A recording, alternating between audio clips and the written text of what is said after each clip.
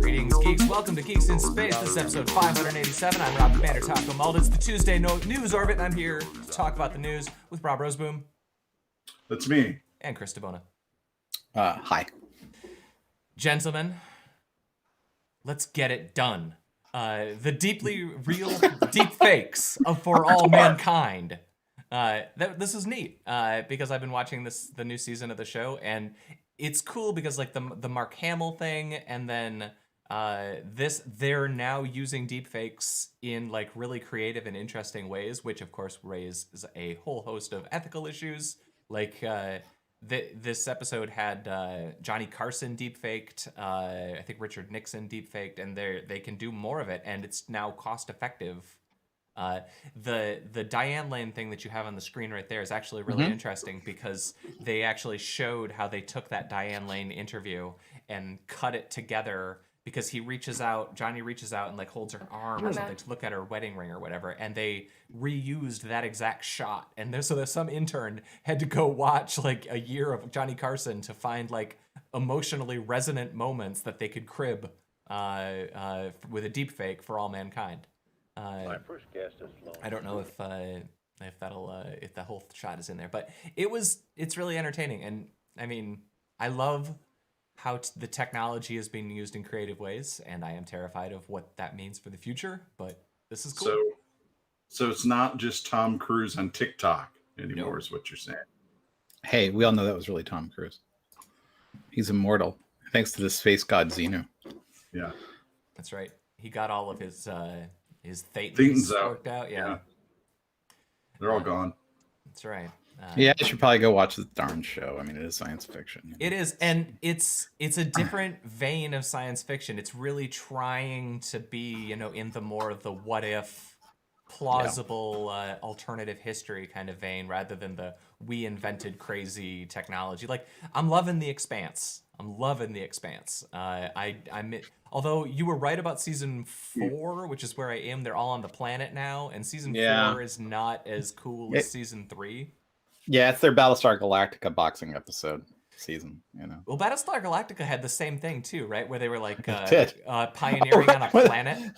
Yeah, when they are on the New Caprica or whatever it was, and it was just like, just get off the planet. This ain't gonna work. So it's Battlestar Galactica. All of those words say you should not be on a planet. Yeah. Anyway, I like that bit. I like For All Mankind. I like what they're doing this season. And they've got a confirmed third season, and they have confirmed that the third season will have another time jump. So presumably it's going to be set in the 90s, which is going to be really cool, because I really liked how they jumped, from like the early 70s to the early 80s. That was a fun way to make that show. Are they like drawing little wrinkles on Joel Kinnaman? They're aging him. And Patty Spivey. Yeah, they're aging him. Not like a lot, but he's there. Everybody's older. They're doing a good job. Okay. But you know me. I've said this 1,000 times. You put Apollo era production design into a show, I'm in. You're game. It's your thing. So this user got locked out of iCloud because their last name was the Boolean true. Bye, Rob. Well, I mean, she should have known better than to have that kind of name, right? That's a lot. It's a lot less understandable than their friend apostrophe equal or not ampersand equals apostrophe delete or semicolon delete where 1 equals 1. Yeah. I liked that one a lot. But I mean, I don't know. Some update went through. Some intern checked that in. It looked fine. They're probably running it through some script, because you know how all these things work. There's 17 levels of pre and post processing on some field. Yep. Yeah. Yep. It's interesting. I wonder if she has like a Unicode representation of her last name that she uses on other sites that aren't as savvy. I don't know. It's like, what if true is like the Unicode representation of true? So you have these larger bytes for each letter. Anyway, just a thought, a little thought. Just a thought. So they found an iPhone that was sitting at the bottom of a lake. So this is a nice follow-up to the iPhone that got tossed out of an airplane and they recovered off the ground. Wow. Uh, That's like our thing. that's right. Weird devices getting tortured over weird physical extremes and somehow surviving. I like that. What other items did they find? Did he set it in a bowl of rice? No, it's Canada. It would be like a bowl of poutine. Oh. Which is very sodium high. It's high in sodium, so it would suck the water. You know, there's a poutine place downtown Ann Arbor, so I tried poutine finally, and it sucked. Oh no, it's terrible. And you can have like one bite is good, but then the second bite is like, oh god, this is so thick and rich and gross. Yeah, You know? like I got a serving size that was like, I don't know, like a quart size serving size, and I think I probably could have dealt with like half a coffee mug. Yeah. It is for sure not for anyone who doesn't want their mouth coated with flavor.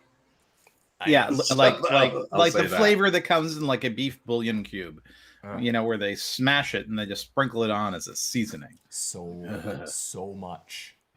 I do like that in the same vein as these devices that are surviving all of these weird physical endurance challenges, I really like the notion that we've basically disproven UFOs because now like where's the UFO footage? Like now that we all have phones in our pockets, turns out there's not. So what I want to find out is what his haul is like, you know, from a day of free diving. Looks like some sunglasses, some like diving gear, and an iPhone. And an iPhone. And an iPhone. You know. Well, this is like, have you ever watched those? It's one of those. Oh, I know what you're talking. Have you ever watched those videos of people who go fishing with magnets? Yep. Like in canals and different places, you know. Metal detectors. Yeah. Yep. So SpaceX A is spoon, a carabiner, many sunglasses, iPhone, goggles, 2 phones. Wait, there's 2 phones. Yeah, but the other one's an Android. Who cares? I think they're bearing lead. I think it's 2 iPhones. You know, Could be. That's great.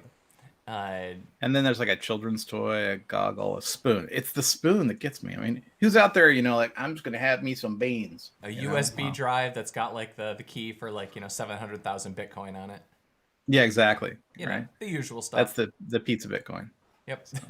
Pizza Bitcoin. SpaceX is now announced their plans for their starport in Texas. Yeah. They're going to do like 2 launch pads, like 2 test pads, and then that's not including the 2 oil rigs that I guess they're going to rig up. For catching.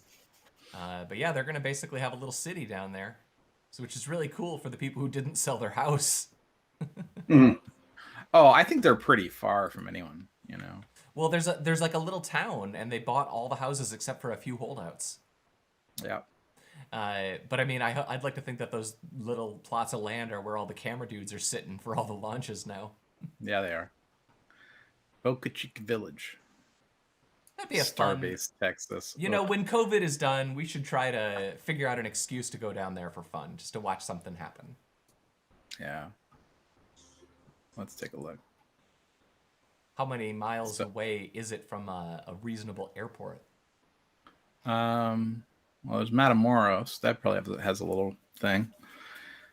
Well, Corpus Christi, go south from there, you know. A couple hours drive. And the thing is, you know, you don't find space pads, you know, space launch pads close to, you know, major airports. You have like a little airport, you know. I don't know, man. 45 minutes away from the Orlando airport to get to. It's more than 45 minutes. It's way more than 45 minutes, just for the record. It's 45 minutes. It's 45 minutes to the town. It's how long it took me. It's 45 minutes to the town, and then it's another 20 minutes out to the pad, and then it's another 5 miles out in the water for the actual pad. So it's, I mean, they have to be isolated. You know? I got there in 45 minutes. I don't know what you're saying, man. You're a fancy man. It took me like 3.5 hours to get back because I got stuck in the traffic jam. And that was bad because I hadn't eaten anything in the entire day, and I had to pull over because I almost passed out. That was pretty cool.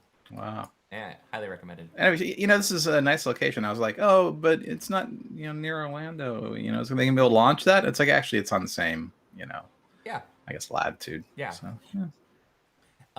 All right, so we have a couple of things in the Discord. Pepe Le Pew will not be getting a slot in Space Jam, so I guess we're all surprised. Saw that. We're all surprised that the most sexual predator of our childhood is not getting a role in a 2021 film.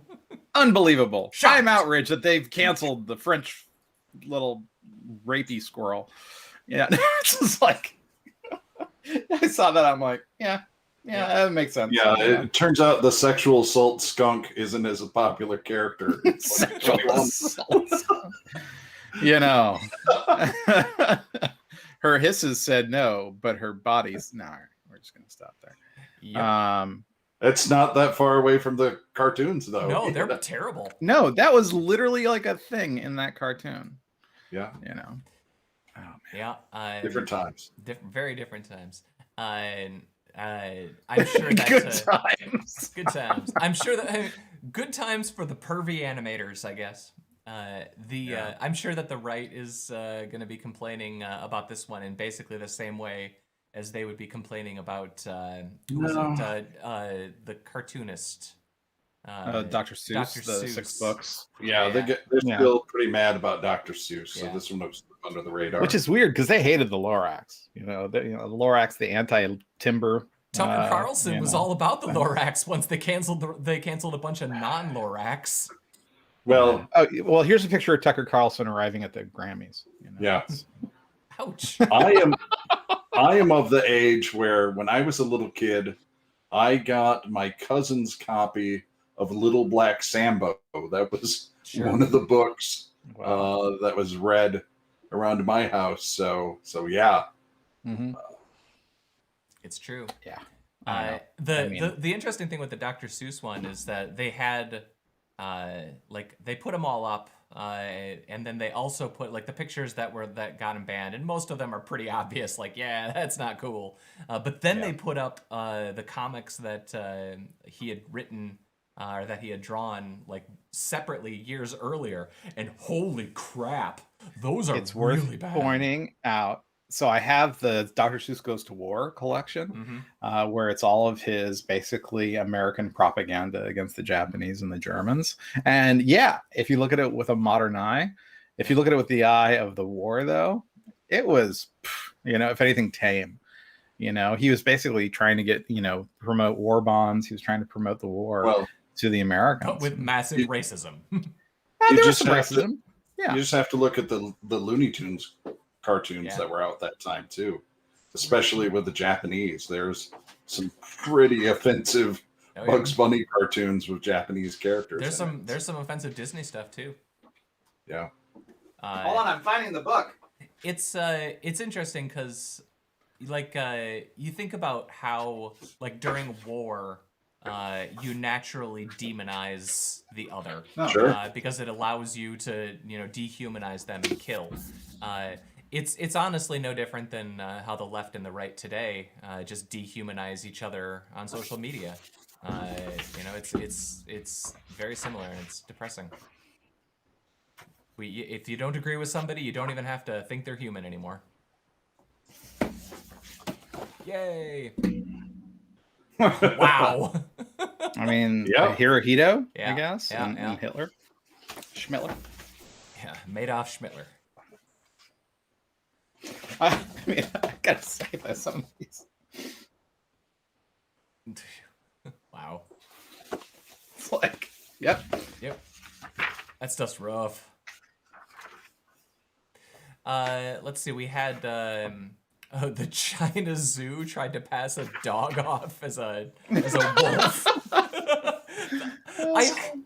Is the picture in that article the real dog? Because that's. Yes, it was. Was it really? Clearly a Rottweiler, yeah. So I guess from what I skimmed the article, the Rottweiler evidently is a guard dog at the facility.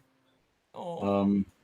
And their wolf died, and it was kind of vague exactly why the the Rottweiler was put in the wolf's enclosure after the wolf died, but there Now, it is. I want to be clear. That dog, he's a good boy. He's a good boy. He's a good boy. Yeah. Yeah, 11 points out of 10 for this good boy, but not a wolf. Not a wolf. Not even a close wolf. to a wolf. Not even. I mean, look, he's like, hey, how's it going? I'd love a treat, you know. I'm totally a wolf. He's not. I'm totally a wolf. I'll totally bite your face off if you give me a treat. Just, you know. Definitely 1,000 generations of domestication away from wolf. Yeah. I mean, he's got a cute little nose He's a good and boy. sweet little ears. He's a good You boy. scratch behind the ears. You know, you don't do that with wolves because they bite your face off. That's right. You know. And At least get a husky. Yeah, or German Shepherd, you know, Something something big. that's vaguely wolf-like. Something more wolfy. Uh, Look, here's their other wolf. This is the rhinoceros. no, that's just Chris. That's just a man in a blue look, an plaid elephant. shirt. Yeah. Oh, they had depressed tigers. Chris, you shared. I haven't watched it yet. Obviously, it's a 40-minute long presentation about the computers of Voyager. Oh, it's a great presentation. I'll put that it's from up 'cause- 2018 Strange Loop Conference. Yeah, definitely post it. It's so fun. It is such a fun presentation. I bet you Scott Manley saw it and he's like, this is my spiritual Those brother. guys go to fly safe. Oh yeah, this guy's gonna fly safe. No, it was really good. It goes into the architecture of the computer, you know, literally the computer architecture of the 3 computers on the Voyager, well, the 6 computers because they're doubled up, and like the shielding and like how they would, you know, they extended the life of the mission and why the RTG is the only real solution, but it's actually, you know, it's been out there for so long, it's reaching the half-life of the plutonium. I mean, Right. it's a great presentation, you know, so well, that's all. They actually have a similar thing about the nuclear reactor stuff in this season of For All Mankind, because they're like, they need more power up there, and like, we're gonna have to send up another reactor. Like, oh crap, you got to get the military involved if you want to send a reactor up to the moon. Well, yeah, you know, they it's funny because people were upset like around Cassini and around these other RPGs that we launched into space, but it's like, you know, the testing they did was significant. They actually sent an RTG in its enclosure with a less radioactive payload, and they exploded it. They blew it up during ascent, you know, to see if it would indeed survive. It was the ultimate test, right? And it did. That was the basis for Blinky the fish on The Simpsons. No, Blinky the fish was a containment error in the nuclear power plant, not an RTG problem. That's what they want you to believe. Oh, okay. It's they, huh? Yeah, they, those, them. That's right. There's no they. There is only us. Yeah, that makes sense. There's no justice. There's just us. So the last thing I have on my agenda is WandaVision. I assume we all watched the finale. Yes. Mm-hmm. I even placed them forward, but I decided that I decided that I would defeat Wanda with Bernie. Yes. Bernie's farts. You know? So I thought that was an incredibly satisfying and lovely ending. I was very happy. I thought the second to the last episode was great. For sure. I thought it was fantastic. I'm with And Mr. then this one just wrapped up the way Yeah. you thought it would. Yep. Kinda, you know. It was kind of. It was fine. I found it a little anticlimactic. Yeah. Where's Cliff anyway? You know, it seems like Cliff should be commenting on this. That's right. I don't see him in channels, so he's probably doing like important edumacation things. Now, I think that the internet spent 8 weeks inventing theories about Reed Richards and X-Men, and I think that it was hard that those things didn't happen. But I also think that from a narrative perspective, I mean, like the characters that were in it, they got their closure. I would have liked to have seen some more closure for a handful of plot threads, but I'm also happy that a bunch of stuff that got left open that the MCU writers can take advantage of next season or next movie. Oh. Here we go. Here's where I just didn't buy it. She basically enslaved these people for Yep. months. Yep. You know, took their children and stashed them in a pandemic, Yep. hole. And if you for think Kitty months. wouldn't have said anything about it, Yeah, That's right. she would have had something to say. Like you're these fooling people are basically like, we would kill her, but we would die. I'm gonna get red, and he's gonna put a boot up your ass. Yep. exactly. It's like they don't have. This is an oppressed population. See, So. I think that's pretty in keeping with her character, though. She had this emotional thing, but she's fucked up now. And like she's got demons inside of her. I mean, maybe literally. So like the closing sequence with her. You guys watched both of the Stingers, I assume.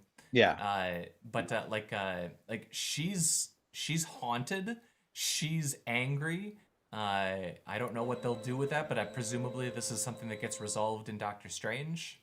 But I thought this was really lovely. She's reading the dark cold. She's doing some dark magic. She's doing the same thing that Doctor Strange did, where he split out his body so he could have like the learning body and the chilling body. Yeah. I like it. I like it a lot. I think I'm with you. Episode 8 was more fun. This episode had too much. Let's have some people flying around and shoot lasers at each other. Sky beams. Yeah. But I absolutely adored that we knew that there was going to be a big confrontation between the two visions, but I love that it just became a discussion about Theseus. Right. Like that's the opposite of an MCU movie, and I think I think it's interesting that they were able to take this show and they were able to have an MCU battle sequence and and like a philosophical discussion, and those were like both, I felt, satisfying conclusions. But the laser one less so. It's obvious they're going to bring back white supremacist Vision in later shows and movies. Ghost Vision. Oh, sorry. Did I say white supremacist Vision because he was all white and against the colorful Vision? So Ghost Vision. They're clearly setting him up to come back. She's probably going to bring the kids back to life. As usual, nothing of consequence except for all these people who are oppressed for months. Right. Well, that's where he leaves for the rest of their life. That's where he leaves Agnes too, right? Agatha's now trapped in town with Ralph Boner. Well, and let's be clear, right? Agatha's trapped in town. The rest of the townspeople, do they know who she is? Right? Did she also change all their memories so that they'd suddenly accept her as a member of Suburbia? It's like this is just more of the same. She should have just murdered Agatha and then left these people and just like, I guess, not her apologize. mystical teacher like she is in the comic books. Yeah, she'll be back. They set that up. She said something. Of course, she'll be back. You'll need me. I love it. I think that this is like they left a bunch of moral gray area, which is going to be great for her character. That's. I mean, Tony had to deal with the fact that his weapons were used to kill people, and that's a big part of his backstory. This is Wanda screwed up here. She overused her powers. She hurt people. Right now, she doesn't seem to care all that much. I hate to say it. I think the sword guy was right. And I felt that his ending was it was a hack job. That was a little short. It was lame. It's like, oh, sure. Yeah. Yeah. They're going to arrest him. That's going to happen. Hear me here. Let's go with that. Do you know if this show was messed up the production by COVID? Did they I heard that they were in production and that maybe they stopped and filmed a couple episodes then later. I have no idea. Go ahead, Rob. No, I would say I have no idea if that's what happened or not. I kind of wonder, just because the last episode especially felt a little bit rushed, but it's hard for me to determine if that was, we got to wrap up, 8 episodes of material. The problem is endings are tricky. Yeah. A lot.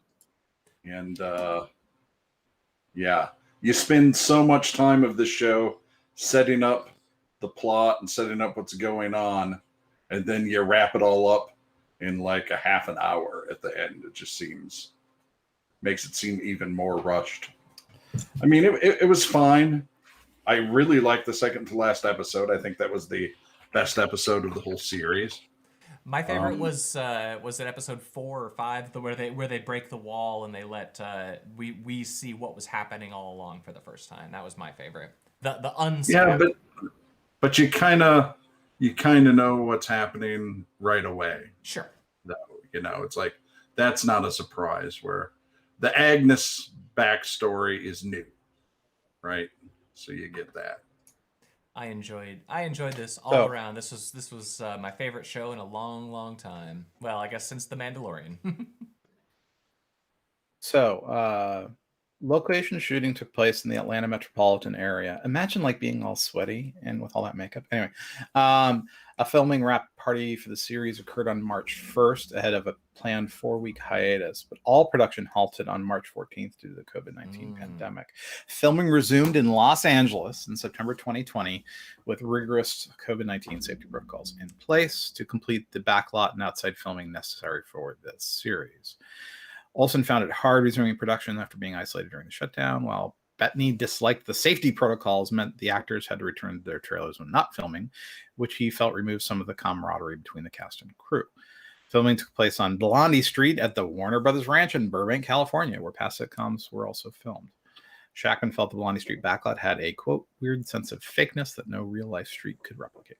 So there you go. So that's, I mean, maybe that explains it. Maybe because the one thing that I felt was the most telling to me was the fact that Kat Dennings literally had one line in the whole final episode. And like I feel like if and maybe that was just because she's a support character and it doesn't matter, but I feel like that seems to be a casualty of like we were planning on shooting with her for one more scene, but we couldn't get her. Or COVID restrictions, something. It's funny. That location in Burbank, if I know my animation studios correctly, is not far. Yeah, okay. Yeah, it's a little far. Because there's like this line. Well, that's what I'm looking for. Like Disney animation building. Yeah, just down 134. So, but it's not next to each other. It's like 8 miles away from each other. Yeah. The Disney complex is huge. It's right there, sort of near Pasadena. So someday it'd be fun to get a tour of that place, but I suppose that's no well, you longer... know people. You could do not that. Not anymore. 10 years ago, I could have done that. All right, let's see. Do we have anything else on the list for the day, gents? All right, I think so. Then let's say our farewells. Auf Wiedersehen. Goodbye, Chris DeBona. Bye. Goodbye, Robert Wisboom. See you later. I'm Rob Commander Tacomalda. This has been episode 587 of Geeks in Space. We'll see you tomorrow. We are watching Brazil.